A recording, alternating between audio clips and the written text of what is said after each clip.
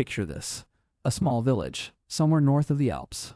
A scout comes running in, screaming one single word: Romans. Instantly, chaos. Grandmothers packing bags, farmers hiding grain, kids crying. Not because Rome invaded yet, just because Rome simply might. That's the whole point of today's video. Nobody feared armies like Rome's. Not because Romans were automatically the strongest fighters on paper. Plenty of tribes could outmuscle a single Roman soldier easily. The real weapon wasn't muscle. It was consistency, engineering, and pure spite. Rome didn't just want to win wars. Rome wanted to be feared forever. And they built an entire system around making sure of it. Let's start with the army itself, because it's genuinely unhinged. Roman commanders had a punishment called decimation. Yes, exactly what it sounds like. If a unit failed badly, embarrassed the legion, or flat out ran, the soldiers were lined up, divided into groups of exactly 10. Each group drew lots. One unlucky soldier got executed. By his own friends. Not by enemies. Not by officers. By the other 9 guys in his tent. Imagine losing a battle, then losing your best friend to a coin flip. This wasn't about revenge. It was terror management, aimed inward first. Because if soldiers feared their own commanders more than the enemy, they'd never dare retreat, panic, or embarrass Rome in front of anyone. And it worked disturbingly well for several hundred years straight. Now zoom out, because the fear machine didn't stop with soldiers. It extended to literally everyone standing anywhere near Rome's way. Take the Battle of Cannae, arguably Rome's most humiliating defeat ever. Hannibal, that elephant guy from last episode, wiped out an entire army. We're talking 50,000 dead in a single afternoon, historically unheard of. Any sane civilization surrenders after that. Rome's response? Cute. Anyway, they raised more legions, and more, and somehow, more again. Rome treated catastrophic defeat like a minor inconvenience, not an ending. That refusal to ever accept defeat became its own kind of terror. Enemies realized something horrifying. You could win every battle and still lose.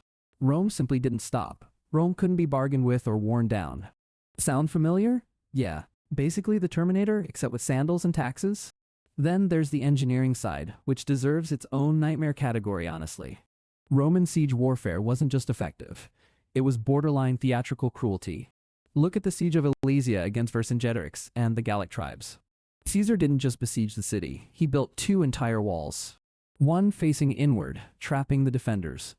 One facing outward, blocking relief armies. Picture building an entire fortress just to besiege another fortress nearby.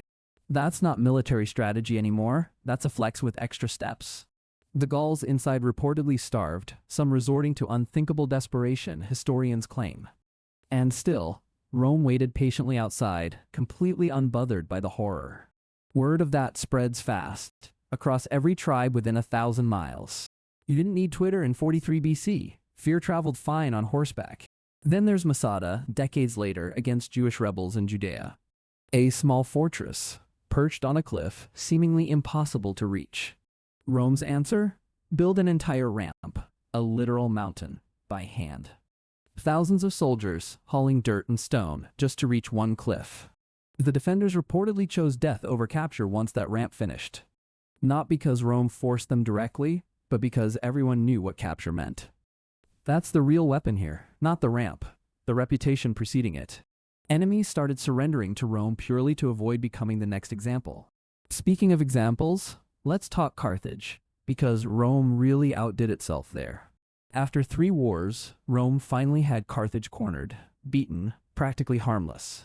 A reasonable empire negotiates terms. Rome negotiated by erasing the city entirely. Buildings torn down, population enslaved, land supposedly cursed for future farming, allegedly. Historians debate the actual details, but the message needed no seasoning. The message was simple: disagree with Rome long enough and vanish. Not lose territory, not pay tribute, disappear from maps and memory completely. Imagine your entire civilization becoming a cautionary bedtime story overnight, basically. Behave, or you'll end up like Carthage, probably terrified toddlers for generations. Now let's discuss Rome's absolute favorite public relations tool: crucifixion itself. Crucifixion wasn't just execution, it was advertising, and a brutal one.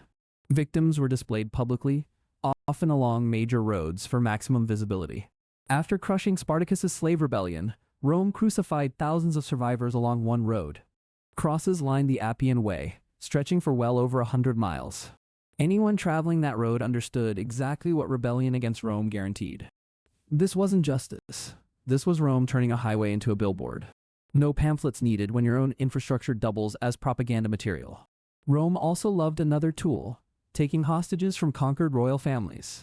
Foreign princes were sent to Rome, raised politely, educated, watched carefully. On paper, this looked generous, almost like scholarships for young nobility. In reality, it guaranteed their fathers behaved, or the hostage suffered instead. Nothing keeps a king cooperative quite like his own son living in Rome. Then came the triumph, Rome's favorite parade, and the most dramatic flex ever. Defeated kings, generals, and rebels were dragged through Roman streets in chains. Crowds cheered, threw things, mocked prisoners who once ruled entire nations. Vercingetorix, that same Gallic leader from Alesia, got the full treatment. Paraded through Rome, humiliated publicly, then quietly executed once celebrations ended. Rome didn't just want victory. Rome wanted victory turned into entertainment. Imagine losing your kingdom, then becoming background content for a Roman party. And speaking of entertainment, let's talk about the arena for a moment. The Colosseum wasn't only gladiators swinging swords for casual weekend fun. Public executions were staged there too, sometimes disguised as mythological reenactments. Criminals, rebels, and prisoners of war died publicly, dressed as legendary characters. 50,000 Romans watched, cheered, and went home feeling perfectly entertained. Imagine your execution being someone else's Saturday afternoon family outing. That's not just cruelty, that's cruelty with impressively good production value. Meanwhile, back in the provinces, Rome had one simple negotiating strategy. Comply, and you get roads, aqueducts, citizenship, and relative peace. Resist, and you get Carthage, Alesia, or several thousand wooden crosses. There was no comfortable in-between option, and Rome made that painfully clear. This philosophy shows up again with the Jewish revolts in Judea. After repeated uprisings, Rome eventually besieged Jerusalem itself, no exceptions made. The city was destroyed, the temple burned, thousands killed or enslaved. Survivors scattered across the empire, a diaspora born directly from Roman policy. Rome wasn't just crushing rebellion, Rome was deleting the chance of another. Even Boudica, the famously furious British queen, learned this lesson painfully. After Roman officials humiliated her family, she burned several Roman cities down. For a moment, it looked like Britain might actually defeat Rome. Then Roman legions regrouped, crushed her forces, and reasserted total control. Her rebellion is remembered as heroic today, but Rome remembered it differently. To Rome, it was simply another example needing correction, permanently and thoroughly. Now, here's something people forget. Rome terrified its own citizens too. During the civil wars, Sulla introduced something called the proscription system. He posted public lists in the forum, naming his political enemies. Anyone could kill a listed man and legally claim his entire estate. Neighbors turned on neighbors. Sons reportedly turned on fathers for the reward. Suddenly, fear wasn't just something exported abroad to foreign battlefields anymore. It lived inside Rome itself, in the forum, on public notice boards. Notice the pattern forming here, because it's honestly the entire point. Rome rarely fought wars purely for land, gold, or glory alone. Rome fought wars to teach lessons that outlived the actual battles. One burned city could deter 10 future rebellions somewhere else entirely. One crucified rebellion could keep an entire province quiet for generations.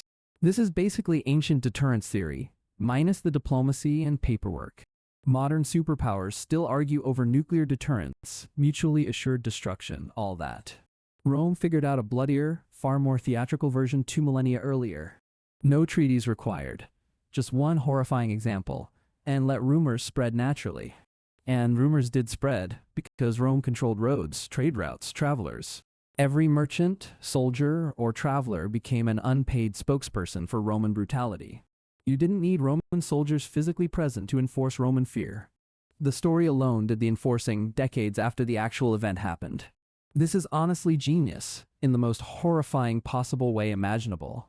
Fear became infrastructure, just as real as roads or aqueducts ever were. It kept rebellious provinces quiet without requiring constant military presence everywhere. It's why a relatively small percentage of Romans controlled millions of people. You don't need an army in every village if the story does the work. But here's the twist, because every good horror story needs one eventually. Fear only works while people believe the consequences are actually guaranteed. The moment Rome started losing battles publicly, the illusion started cracking badly. Germanic tribes eventually beat Roman legions decisively, and word spread just as fast. Suddenly, resist Rome and die horribly became resist Rome and maybe win. That one shift in perception mattered more than any single military defeat. Fear had been the empire's real currency, more valuable than actual gold. Once that currency lost value, everything built on top of it wobbled. Provinces that once obeyed out of pure dread started testing the limits. Rebellions increased. Border tribes grew bolder. Internal loyalty started fracturing too. By the time actual military decline hit, the psychological empire had already crumbled. Rome didn't just fall because of barbarians, plagues, or bad emperors alone. Rome fell partly because the fear finally stopped scaring anyone properly. Which honestly makes this whole story darkly poetic if you think about it. An empire built on making people afraid, eventually undone by losing that fear. No amount of roads, aqueducts, or bathhouses fixes a reputation once cracked. So next time someone says, "All roads lead to Rome," remember why. Those roads weren't just for trade, tourism, or philosophical debates over wine. They were built so terrifying stories could travel faster than actual armies. Rome understood something most empires forget. Reputation often outperforms real strength. You don't need to defeat everyone if everyone already assumes they'll lose.